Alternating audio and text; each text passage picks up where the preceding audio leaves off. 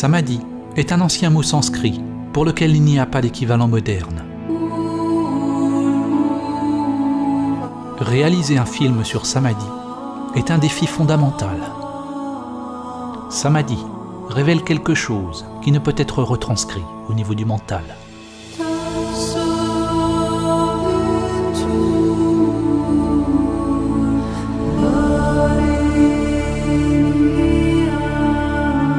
Ce film est simplement la manifestation extérieure de mon propre voyage intérieur. L'intention n'est pas de vous apprendre ce qu'est Samadhi ou de transmettre des informations à votre intellect, mais de vous inspirer à découvrir directement votre vraie nature.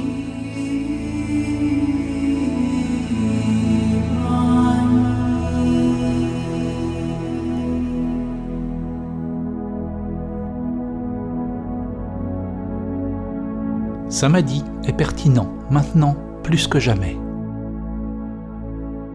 Nous sommes à une époque de l'histoire où nous n'avons pas seulement oublié Samadhi, mais nous avons oublié que nous avons oublié.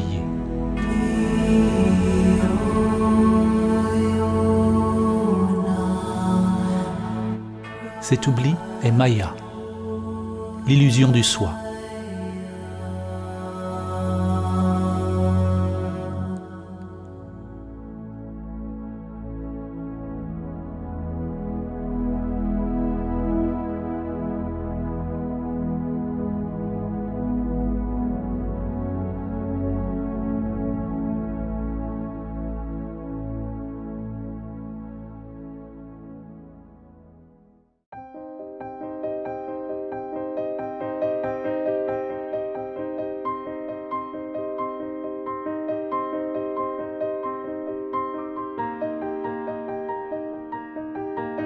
En tant qu'humains, la plupart d'entre nous vivons plongés dans notre vie quotidienne, avec peu de considération pour qui nous sommes, pourquoi nous sommes ici et où nous allons. La plupart d'entre nous n'avons jamais réalisé le vrai soi, l'âme, ou ce que Bouddha a appelé anatta, ce qui est au-delà du nom et de la forme, au-delà de la pensée. En conséquence, nous croyons que nous sommes ces corps limités. Nous vivons dans la peur, consciente ou inconsciente, que cette structure personnelle limitée à laquelle nous nous sommes identifiés mourra.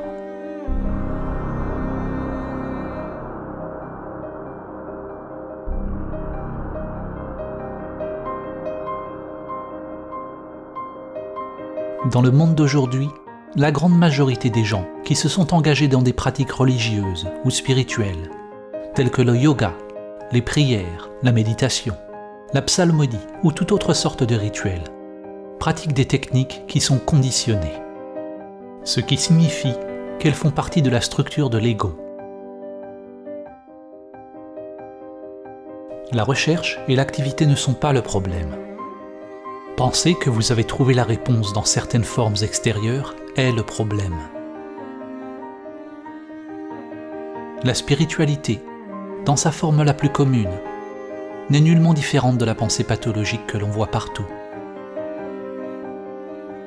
Il ne s'agit de rien d'autre que d'agitation de l'intellect, plus de faire humain que d'être humain.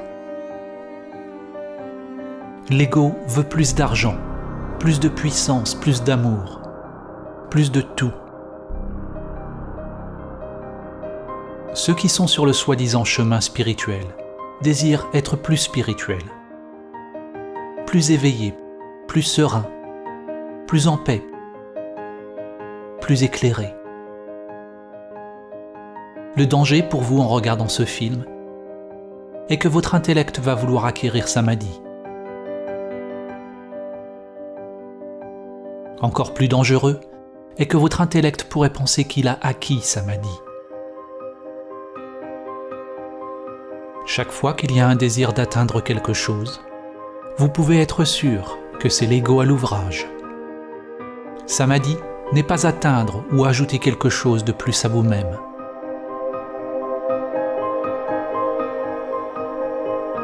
Réaliser Samadhi, c'est apprendre à mourir avant de mourir.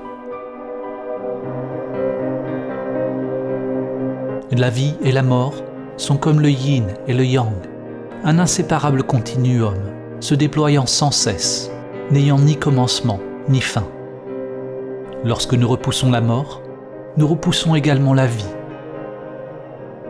Lorsque vous faites directement l'expérience de la vérité de qui vous êtes, il n'y a plus la moindre peur de la vie ou de la mort. Notre société et notre culture nous disent ce que nous sommes. Et en même temps, nous sommes esclaves de nos besoins et répulsions biologiques, profonds et inconscients, qui régissent nos choix.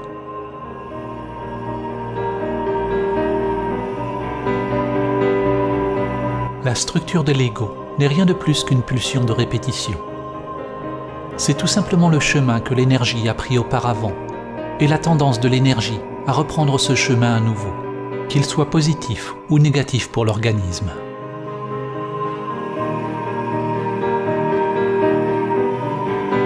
Il y a une infinité de niveaux de mémoire ou de mental, de spirales à l'intérieur de spirales. Lorsque votre conscience s'identifie avec ce mental ou cette structure de l'ego, il vous lie à un conditionnement social que vous pourriez appeler la matrice. Il y a des aspects de l'ego dont nous pouvons être conscients. Mais c'est l'inconscient, le câblage archaïque, les peurs existentielles primaires qui en réalité conduisent toute la machine.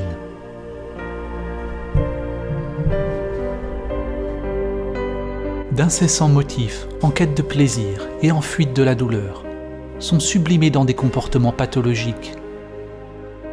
Notre travail, nos relations, nos croyances, nos pensées mêmes et notre façon de vivre. Comme du bétail, la plupart des humains vivent et meurent dans un assujettissement passif, alimentant la matrice de leur vie.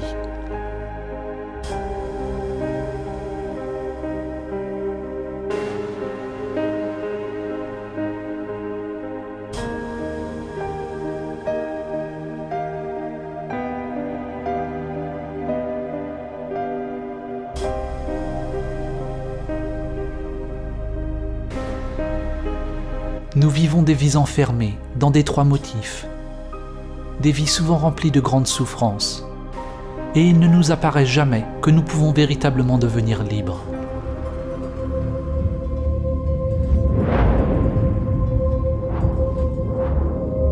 Il est possible de laisser derrière la vie qui a été héritée du passé,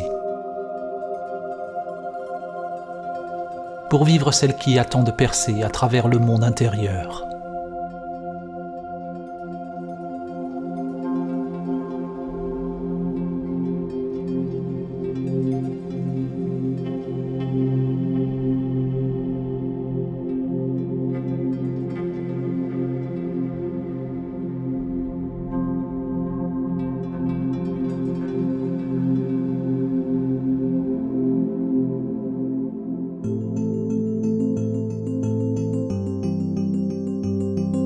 Nous sommes tous venus en ce monde avec des structures biologiques conditionnées, mais sans conscience de soi.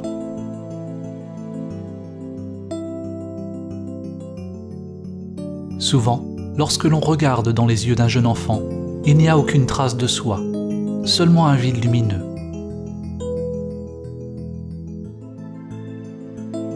La personne que l'on devient est un masque que la conscience porte. Shakespeare a dit « Le monde entier est une scène. Hommes et femmes, tous n'y sont que des acteurs. »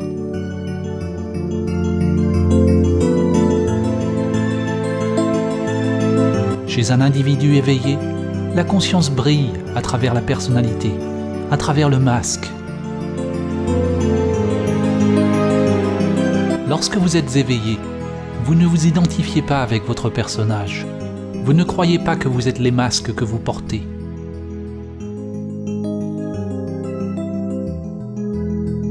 Mais vous ne cessez pas non plus de jouer un rôle.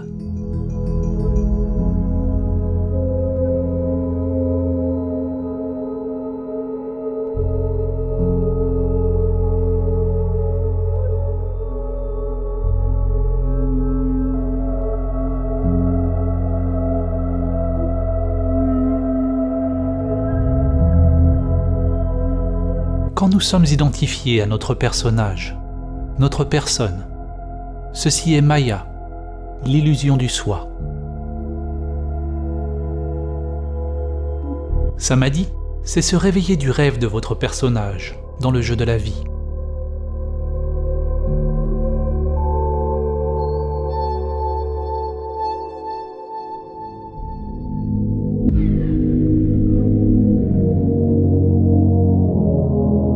« 2400 ans après que Platon eut écrit la République, l'humanité continue toujours à chercher la sortie de la caverne.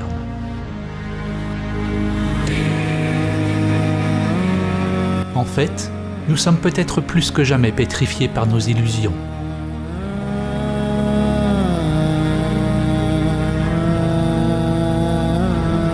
Platon fait décrire par Socrate un groupe de personnes qui vivaient enchaînées dans une caverne toute leur vie, face à un mur blanc. Tout ce qu'ils pouvaient voir étaient des ombres projetées sur le mur par les choses qui passaient devant un feu qui se trouvait derrière eux. Ce spectacle de marionnettes devint leur monde. Selon Socrate, les ombres étaient le plus proche de la réalité que les prisonniers pourraient jamais espérer voir.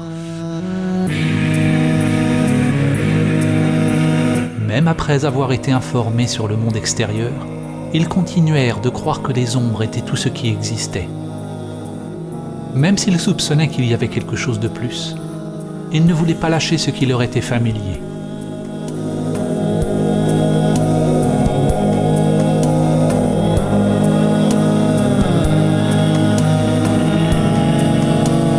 Aujourd'hui, l'humanité est comme les gens qui ont seulement vu les ombres sur le mur de la grotte.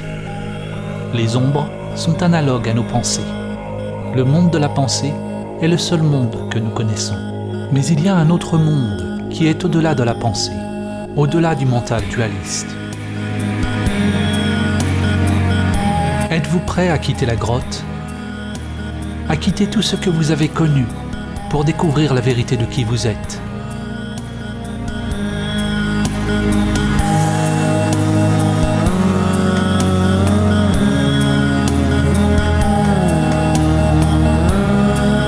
Pour faire l'expérience de Samadhi, il est nécessaire de détourner l'attention de l'ombre, loin de la pensée, vers la lumière. Lorsqu'une personne est seulement habituée à l'obscurité, elle doit progressivement s'acclimater à la lumière.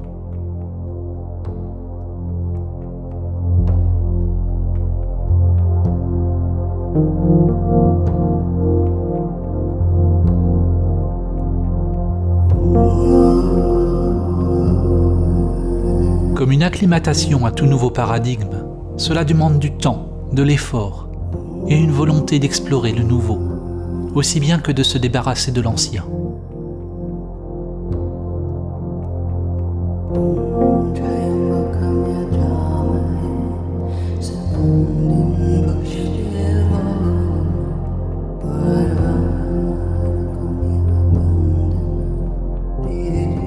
Le mental peut être comparé à un piège pour la conscience, un labyrinthe ou une prison.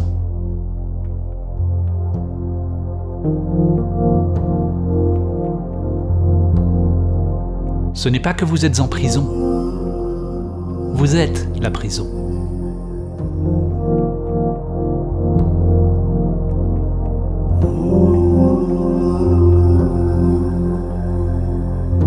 La prison est une illusion.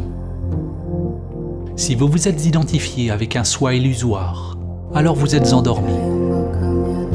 Une fois que vous êtes conscient de la prison, si vous luttez pour sortir de l'illusion, alors vous traitez l'illusion comme si elle était réelle, et vous restez encore endormi. Et le rêve devient alors un cauchemar. Vous chasserez et fuirez les ombres pour toujours.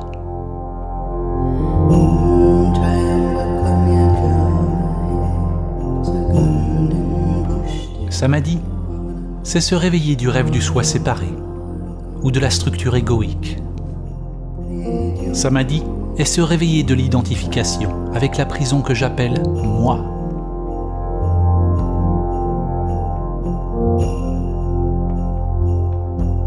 Vous ne pouvez jamais être réellement libre, parce que partout où vous allez, votre prison est là.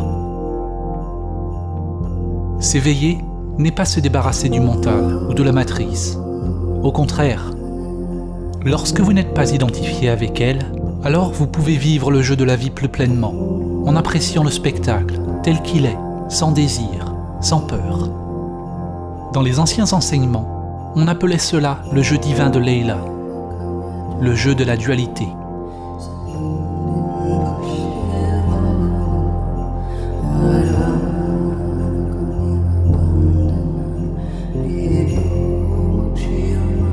La conscience humaine est un continuum. À un extrême, les humains se sont identifiés au soi matériel. À l'autre extrême, c'est Samadhi, la cessation de soi. Chaque pas que nous faisons sur le continuum vers Samadhi apporte moins de souffrance. Moins de souffrance ne signifie pas que la vie devient dénuée de douleur. Samadhi est au-delà de la dualité de la douleur et du plaisir. Ce qui signifie moins de mental, moins de soi créant résistance à tout ce qui se produit. Car cette résistance est ce qui crée la souffrance.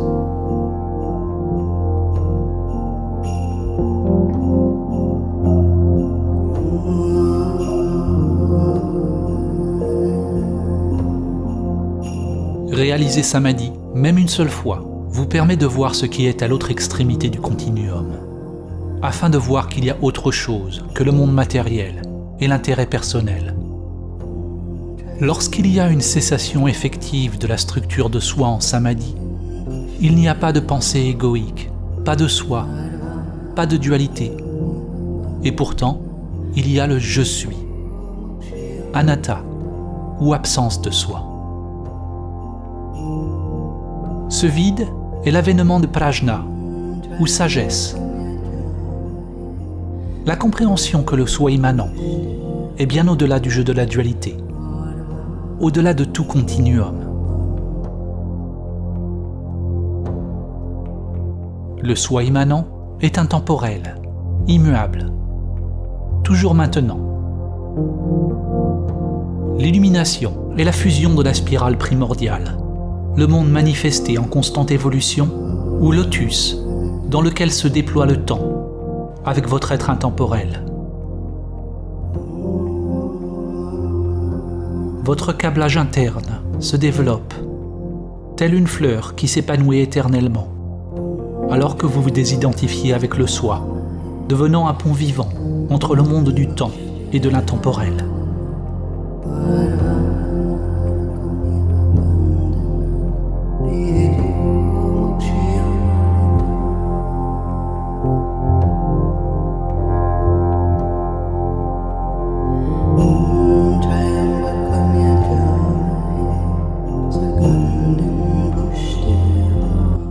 La simple réalisation du soi immanent n'est que le début du chemin.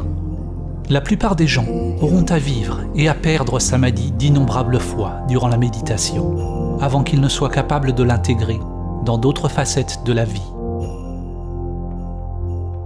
Il n'est pas rare d'avoir un aperçu profond de la nature de votre être pendant la méditation ou la quête de soi, seulement pour retomber une fois de plus dans les vieilles habitudes, oubliant la vérité de qui vous êtes.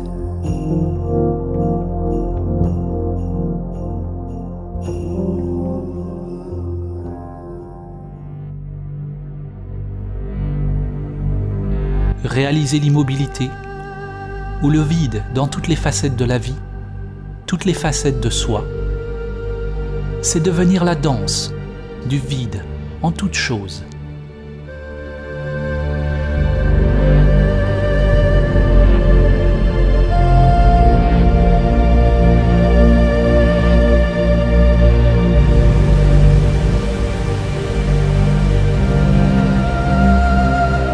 Le calme n'est pas séparé du mouvement. Il n'est pas l'opposé du mouvement. En Samadhi, l'immobile est reconnu comme étant identique au mouvement. La forme est identique au vide. Cela est absurde pour l'intellect, car c'est de l'intellect même que naît la dualité.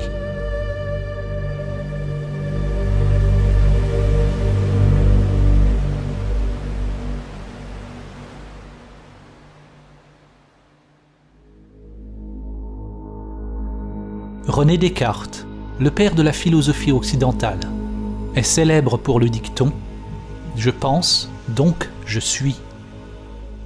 Aucune autre phrase ne résume plus clairement la chute de la civilisation et la pleine ampleur de l'identification avec les ombres sur le mur de la grotte.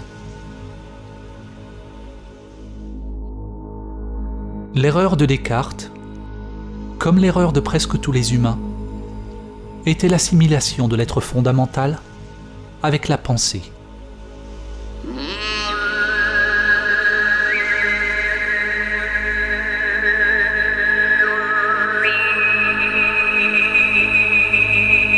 Au début de son plus célèbre traité, Descartes a écrit que presque tout peut être mis en doute.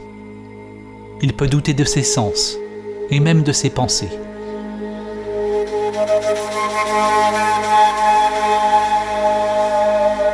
De même, dans le Sutra du Kalama, Bouddha dit que pour établir la vérité, on doit remettre en doute toutes les traditions, les écritures, les enseignements et tout le contenu de notre propre intellect et de nos sens. Ces deux hommes ont commencé avec beaucoup de scepticisme, mais la différence est que Descartes a arrêté de chercher au niveau de la pensée, alors que Bouddha est allé plus en profondeur. Il a pénétré au-delà des niveaux les plus profonds de l'intellect. Peut-être que si Descartes était allé au-delà de sa pensée intellectuelle, il aurait réalisé sa vraie nature, et la conscience occidentale serait aujourd'hui très différente.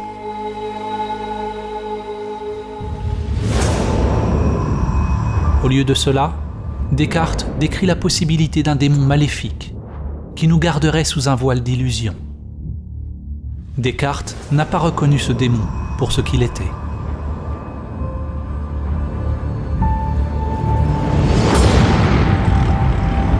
Comme dans le film Matrix, nous pourrions tous être reliés avec un programme élaboré qui nous nourrit d'un monde de rêves illusoires. Dans le film, les humains ont vécu leur vie dans la matrice, alors que sur un autre niveau, ils étaient simplement des batteries, alimentant de leur force vitale les machines qui utilisaient leur énergie pour leur propre agenda.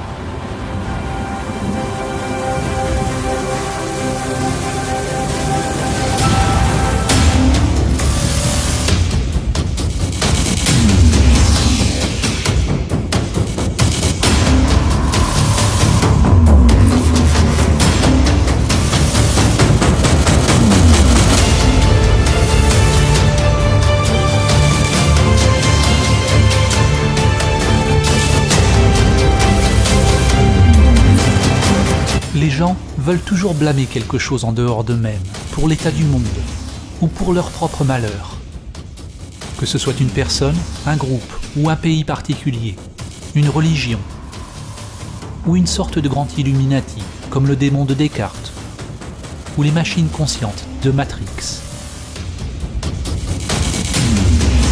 Ironiquement, le démon dont Descartes envisageait l'existence était la chose même par laquelle il se définissait lui-même. Lorsque vous réalisez sa magie, il devient clair qu'il y a quelqu'un qui commande, qu'il y a une machine, un démon qui vampirise votre vie, jour après jour. La machine, c'est vous.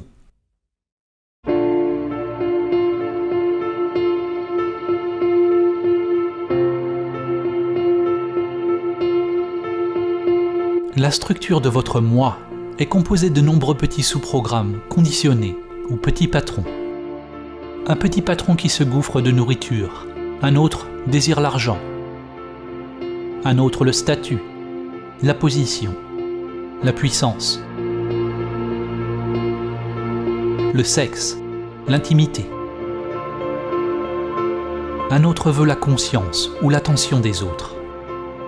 Les désirs sont littéralement sans fin et ne peuvent jamais être satisfaits.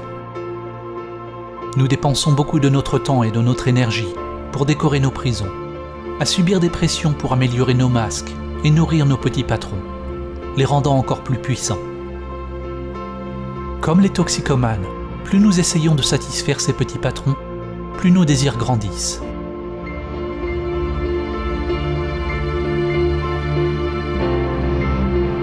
Le chemin vers la liberté n'est pas l'amélioration de soi ou la satisfaction de l'agenda du soi. Il s'agit d'un abandon total de cet agenda.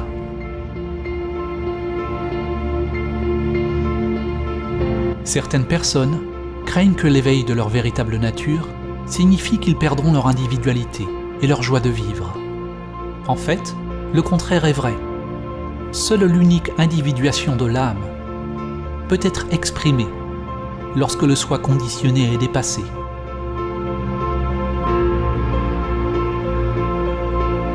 Parce que nous demeurons endormis dans la matrice, la plupart d'entre nous ne trouveront jamais ce que l'âme veut exprimer.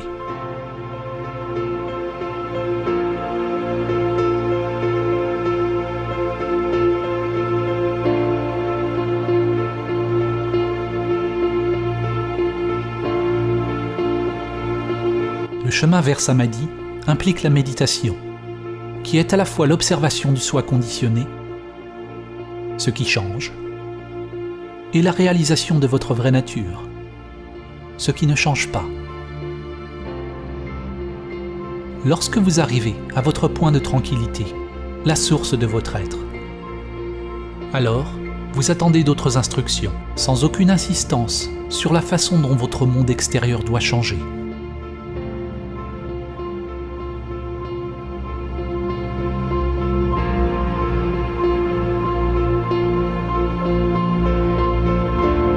Si l'intellect essaye de changer le monde extérieur, pour le conformer aux idées de ce que vous pensez que le chemin doit être, c'est comme essayer de modifier l'image dans un miroir en manipulant la réflexion. Pour faire sourire l'image dans un miroir, vous ne pouvez évidemment pas manipuler la réflexion.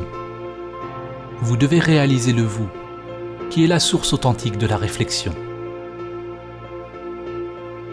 Une fois que vous réalisez le soi authentique, vous comprenez que rien d'extérieur n'a besoin de changer. Ce qui change, c'est l'énergie intérieure consciente, intelligente ou prana, qui est libérée des modèles conditionnés et devient disponible pour être dirigée par l'âme.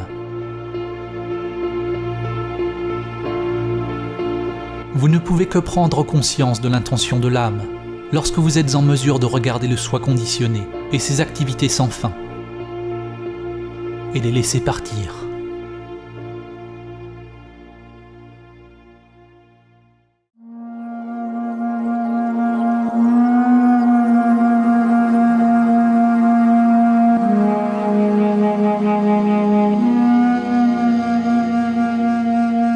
Dans la mythologie grecque, il a été dit que les dieux avaient condamné Sisyphe à répéter une tâche insensée pour toute l'éternité. Sa tâche était de pousser sans cesse un rocher vers le sommet d'une montagne, seulement pour qu'il retombe à nouveau en bas.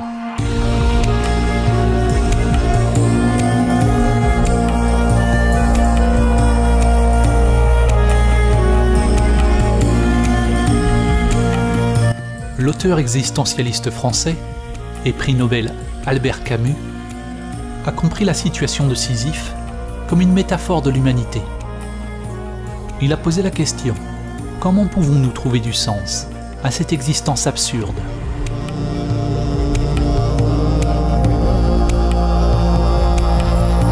En tant qu'être humain, nous peinons continuellement pour construire un avenir qui n'arrive jamais. Et puis nous mourrons.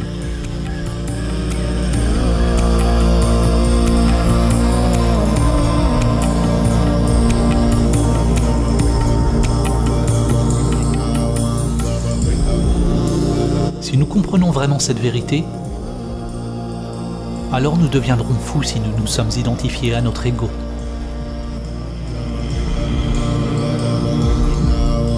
Ou bien nous nous réveillerons et deviendrons libres.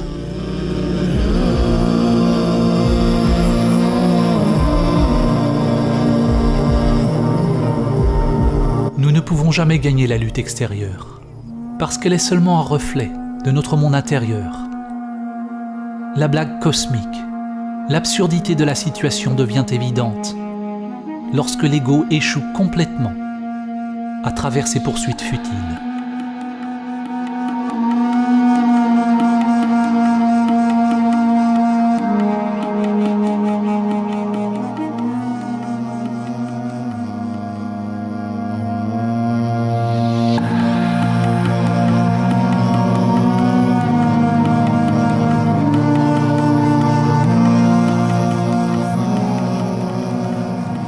Dans la tradition zen, il y a un dicton.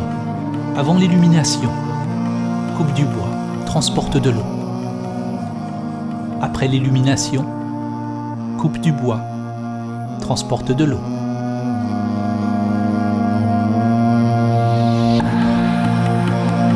Avant l'illumination, il faut pousser le rocher en haut de la colline. Après l'illumination, il faut aussi pousser le rocher au sommet de la colline. Qu'est-ce qui a changé ? La résistance intérieure à ce qui est. La lutte a été abandonnée, ou plutôt celui qui lutte a été réalisé comme illusoire. La volonté individuelle, ou le mental individuel, et la volonté divine, ou esprit supérieur, sont alignés.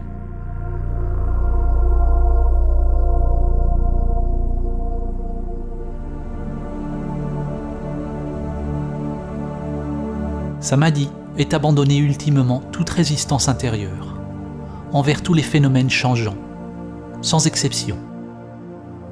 Celui qui est capable de réaliser la paix intérieure, quelles que soient les circonstances, a atteint le véritable Samadhi. Vous lâchez la résistance, non pas parce que vous approuvez une chose ou une autre, mais pour que votre liberté intérieure ne dépende pas du contingent de l'extérieur. Il est important de noter que lorsque nous acceptons la réalité telle qu'elle est, cela ne signifie pas nécessairement que nous cessons toute action dans le monde, ou que nous devenons des méditateurs pacifistes. En fait, le contraire peut être vrai. Lorsque nous sommes libres d'agir, sans être entraînés par des motifs inconscients, il est alors possible d'agir en alignement avec le Tao, avec toute la force de notre énergie intérieure.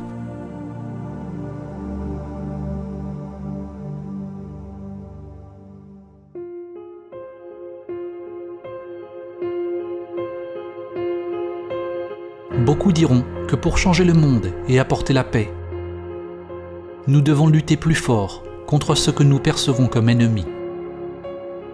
Lutter pour trouver la paix est comme crier pour avoir le silence. Cela ne fait que créer plus de ce que vous ne voulez pas.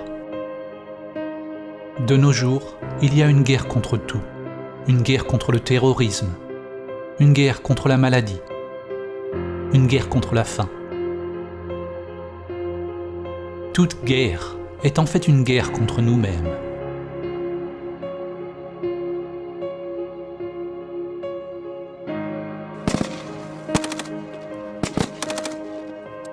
Le combat fait partie d'une illusion collective. Nous disons que nous voulons la paix, mais nous continuons d'élire des dirigeants qui se livrent à la guerre. Nous nous mentons à nous-mêmes en disant que nous sommes pour les droits de l'homme, mais continuons d'acheter des produits manufacturés dans des ateliers de misère. Nous disons que nous voulons de l'air pur, mais nous continuons de polluer. Nous voulons que la science nous guérisse du cancer, mais nous ne changeons pas nos comportements autodestructeurs, qui nous rendent vraisemblablement malades. Nous nous berçons de l'illusion que nous promouvons une vie meilleure. Nous ne voulons pas voir nos parties cachées, qui tolèrent la souffrance et la mort. La conviction que nous pouvons gagner une guerre contre le cancer, la faim, la terreur ou tout ennemi qui a été créé par notre propre pensée et notre comportement, qui continue à nous leurrer, que nous n'avons pas à changer notre façon de vivre sur cette planète.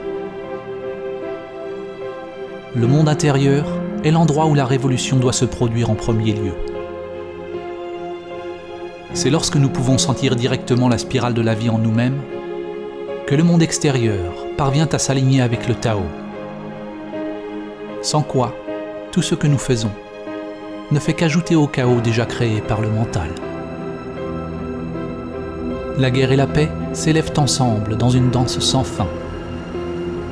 C'est un continuum. Une moitié ne peut pas exister sans l'autre. Tout comme la lumière ne peut exister sans l'obscurité, et le haut ne peut exister sans le bas. Le monde semble vouloir la lumière sans l'obscurité, la plénitude sans le vide, le bonheur sans la tristesse.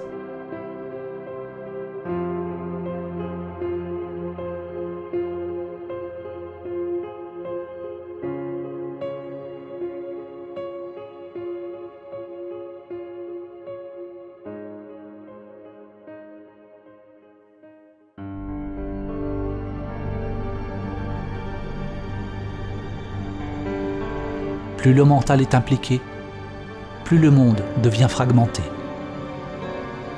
Toute solution qui provient du mental égoïque est insufflée de l'idée qu'il existe un problème. La solution devient alors un problème encore plus grand que celui à résoudre. Ce à quoi vous résistez persiste.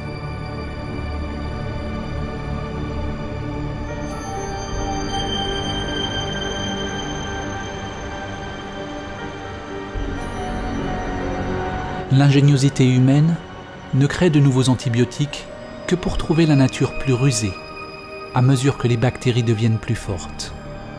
Malgré tous nos efforts dans la lutte actuelle, la prévalence du cancer ne cesse d'augmenter. Le nombre de personnes souffrant de la faim dans le monde augmente régulièrement. Le nombre d'attaques terroristes continue d'augmenter dans le monde entier.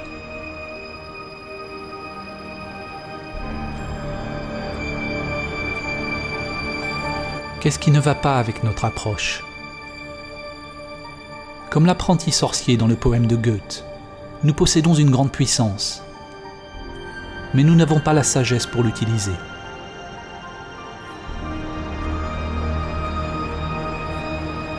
Le problème est que nous ne comprenons pas l'outil que nous utilisons. Nous ne comprenons pas l'intellect humain, son rôle ou son intention.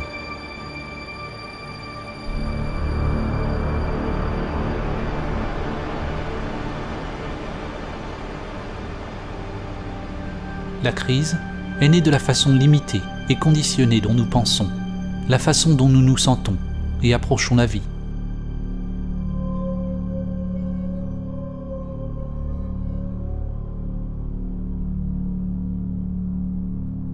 Notre rationalisme nous a volé notre capacité de reconnaître et d'expérimenter la sagesse de nombreuses cultures anciennes.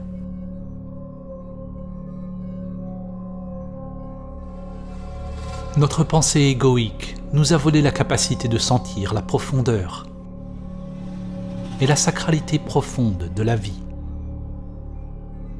et de réaliser des niveaux entièrement différents de la conscience qui sont maintenant presque perdus pour l'humanité.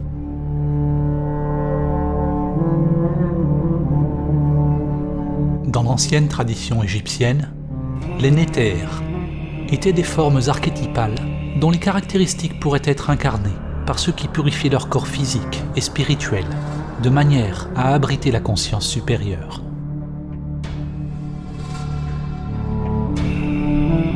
Le néther originel, ou le principe divin de cette sagesse, était connu en tant que Thoth ou Tehuti, souvent dépeint comme un scribe à la tête d'oiseau ou d'ibis, représentant l'origine de toute connaissance et sagesse.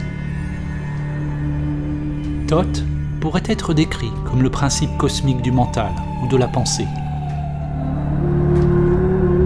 Thoth nous a donné le langage, les concepts, l'écriture, les mathématiques et tous les arts et manifestations de l'esprit. Seuls ceux qui avaient suivi une formation spéciale étaient autorisés à accéder à la connaissance sacrée de Thoth.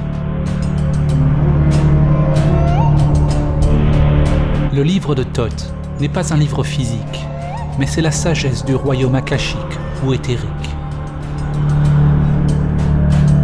La légende raconte que la connaissance de Thoth était profondément cachée dans un endroit secret au sein de chaque être humain et a été protégée par un serpent d'or.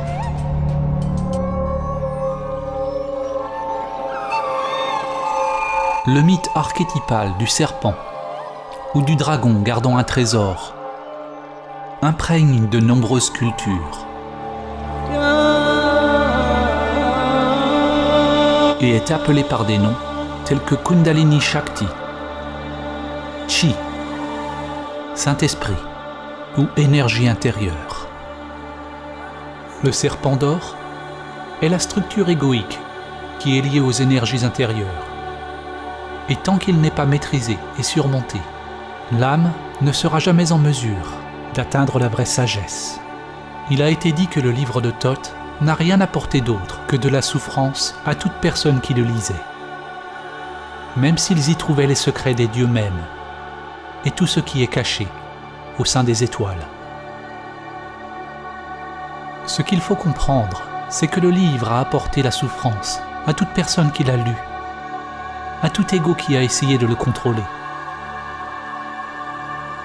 Dans la tradition égyptienne, la conscience éveillée était représentée par Osiris. Sans cette conscience éveillée, toute connaissance ou compréhension obtenue par le soi limité serait alors dangereuse, ainsi coupée de la sagesse supérieure. L'œil d'Horus devait être ouvert. Le sens ésotérique que nous trouvons ici est semblable à l'histoire plus familière de la chute dans le jardin d'Éden. Le livre de Thoth fait un parallèle au livre de la connaissance du bien et du mal dont Adam et Ève ont été tentés de manger le fruit.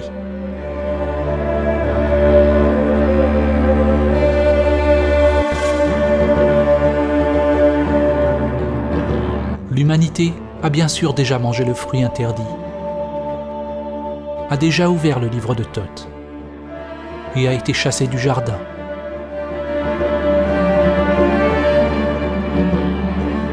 Le serpent est une métaphore de la spirale primordiale qui s'étend du microcosme au macrocosme. Aujourd'hui, le serpent vit en tant que vous. C'est l'esprit égoïque qui s'exprime en tant que monde manifesté. Nous n'avons jamais eu accès à tant de connaissances. Nous sommes allés en profondeur dans le monde matériel, même jusqu'à trouver la soi-disante particule de Dieu. Mais nous n'avons jamais été plus limités, plus ignorants de qui nous sommes, de comment vivre. Et nous ne comprenons pas le mécanisme par lequel nous créons la souffrance.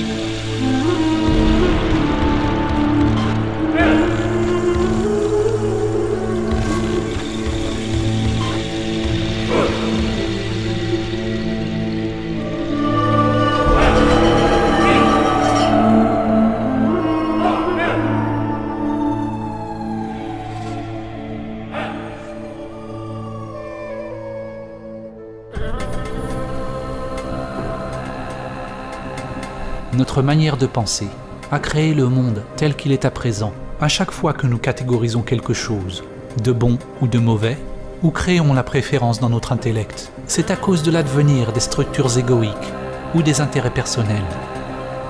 La solution n'est pas de lutter pour la paix ou de conquérir la nature, mais de reconnaître simplement la vérité.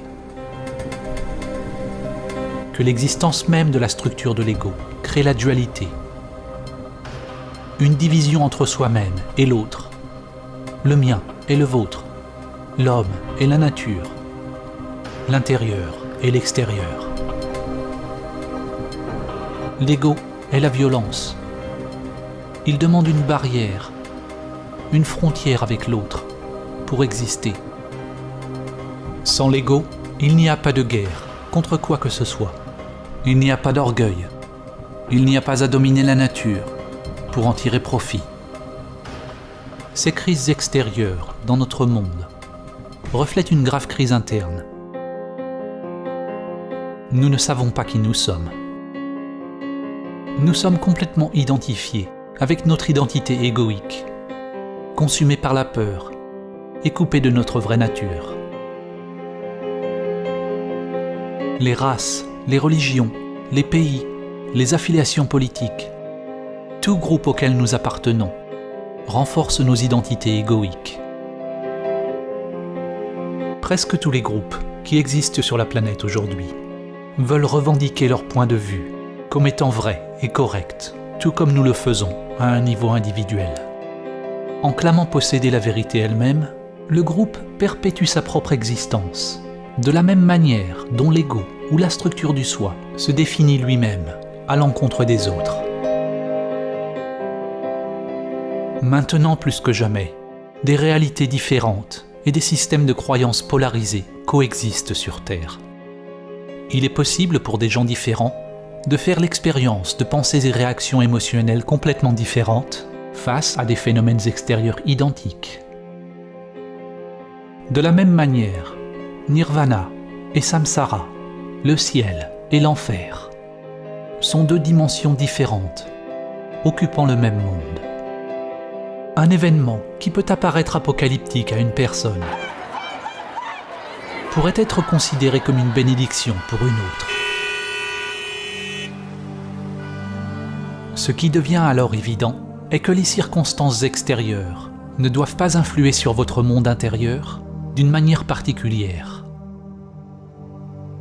Pour réaliser Samadhi, il faut devenir une roue automotrice, devenir autonome, un univers en soi-même. Votre expérience de la vie ne dépend plus des phénomènes changeants. Une analogie peut être faite avec le cube de Métatron. Métatron est mentionné dans divers anciens textes chrétiens, islamiques et juifs, et est archétypalement relié avec Thoth, le Néter égyptien, ainsi qu'Hermès Trismégiste de la Grèce. Métatron est intimement lié au tétragramme.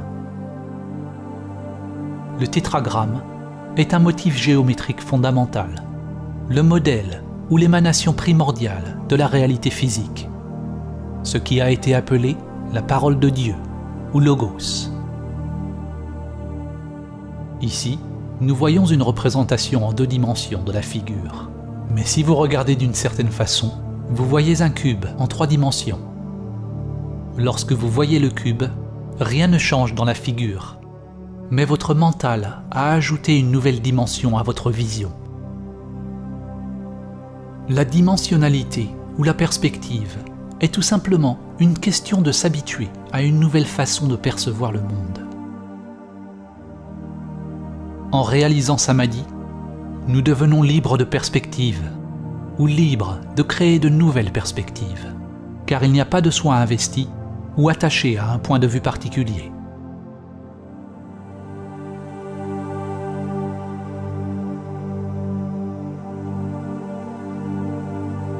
Les plus grands esprits de l'histoire humaine ont souvent indiqué des niveaux de pensée, au-delà de la structure de soi limitée. Einstein a dit « La vraie valeur d'un homme se détermine d'abord en examinant dans quelle mesure et dans quel sens il est parvenu à se libérer du moi. »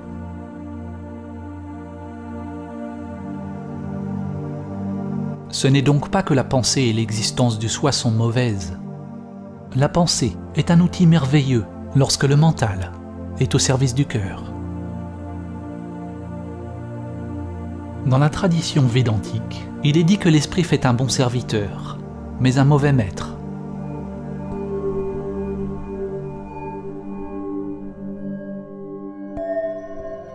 L'ego filtre perpétuellement la réalité à travers le langage et les étiquettes et juge constamment, préférant une chose à une autre. Quand le mental et les sens sont vos maîtres, ils vont créer des souffrances sans fin, une avidité et une aversion sans fin, nous enfermant dans la matrice de la pensée. Si vous voulez réaliser Samadhi, ne jugez pas vos pensées comme bonnes ou mauvaises, mais découvrez qui vous êtes, avant la pensée, avant les sens. Quand toutes les étiquettes sont supprimées, il est possible de voir les choses comme elles sont.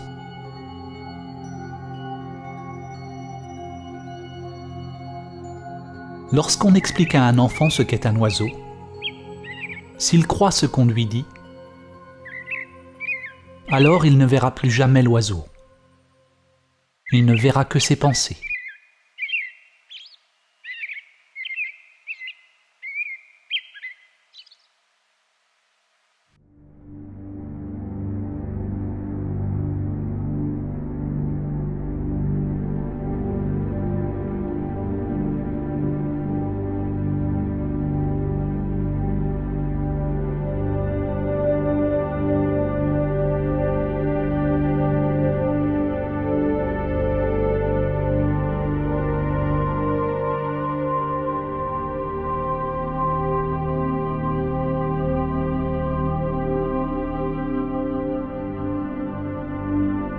La plupart des gens pensent qu'ils sont libres, conscients et éveillés. Si vous croyez que vous êtes déjà éveillé, alors pourquoi voudriez-vous faire ce travail difficile pour atteindre ce que vous croyez déjà avoir? Avant qu'il ne soit possible de s'éveiller, il est nécessaire d'accepter que vous êtes endormi, vivant dans la matrice. Examinez votre vie honnêtement, sans vous mentir. Êtes-vous capable d'arrêter vos modes de vie robotiques et répétitifs si vous le voulez? Pouvez-vous arrêter de rechercher le plaisir et éviter la douleur? Êtes-vous accro à certains aliments, activités et passe-temps? Est-ce que vous jugez, blâmez, vous critiquez vous-même et les autres constamment? Est-ce que votre mental recherche sans cesse la stimulation? Ou êtes-vous complètement comblé, juste en restant en silence? Réagissez-vous à ce dont les gens pensent de vous? Est-ce que vous recherchez l'approbation, le renforcement positif? Sabotez-vous les situations dans votre vie de quelque manière?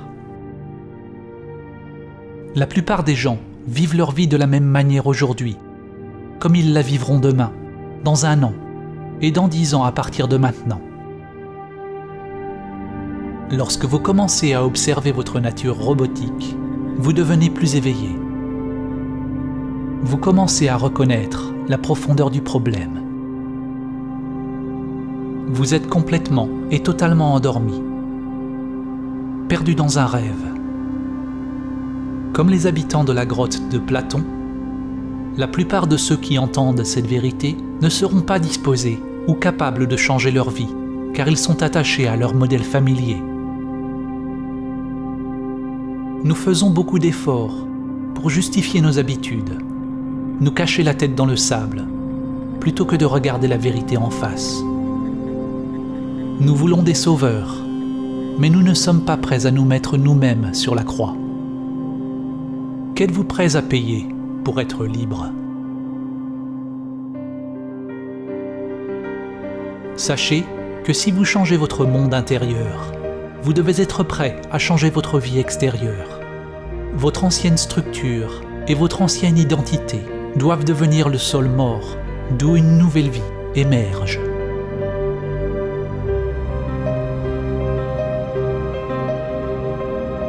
Le premier pas vers l'éveil est de réaliser que nous sommes identifiés avec la matrice du mental humain, avec le masque. Quelque chose en nous doit entendre cette vérité et émerger de son sommeil.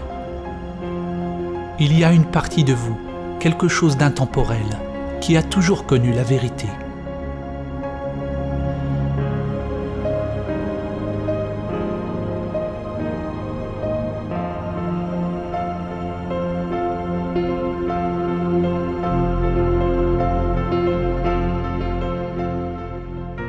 La matrice du mental nous distrait, nous divertit, nous tient sans cesse dans l'activité, dans la consommation, dans l'avarice, dans un cycle d'avidité et d'aversion constante avec les formes sans cesse changeantes, empêchant la floraison de notre conscience.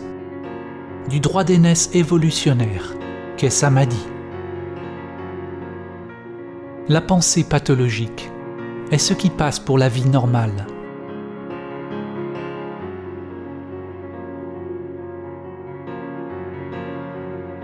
Votre essence divine est devenue asservie, identifiée à la structure du soi limité.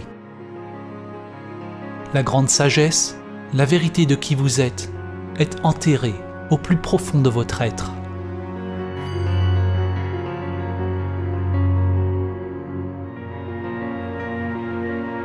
Jiddu Krishnamurti a dit « Ce n'est pas une mesure de santé que d'être bien adapté à une société profondément malade. »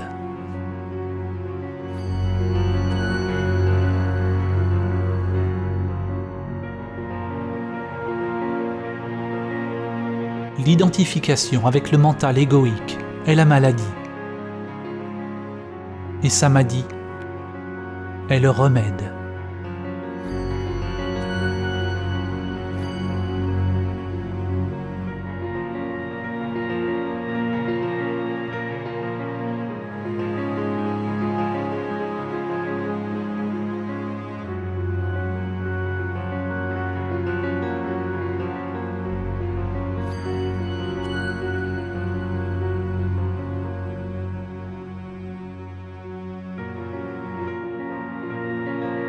Les saints, les sages et les êtres éveillés tout au long de l'histoire ont tous appris la sagesse de l'abandon de soi.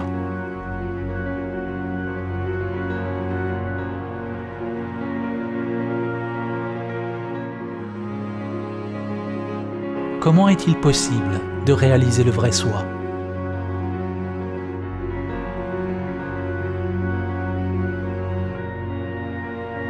Quand vous regardez à travers le voile de Maya, et lâchez le moi illusoire, que reste-t-il ?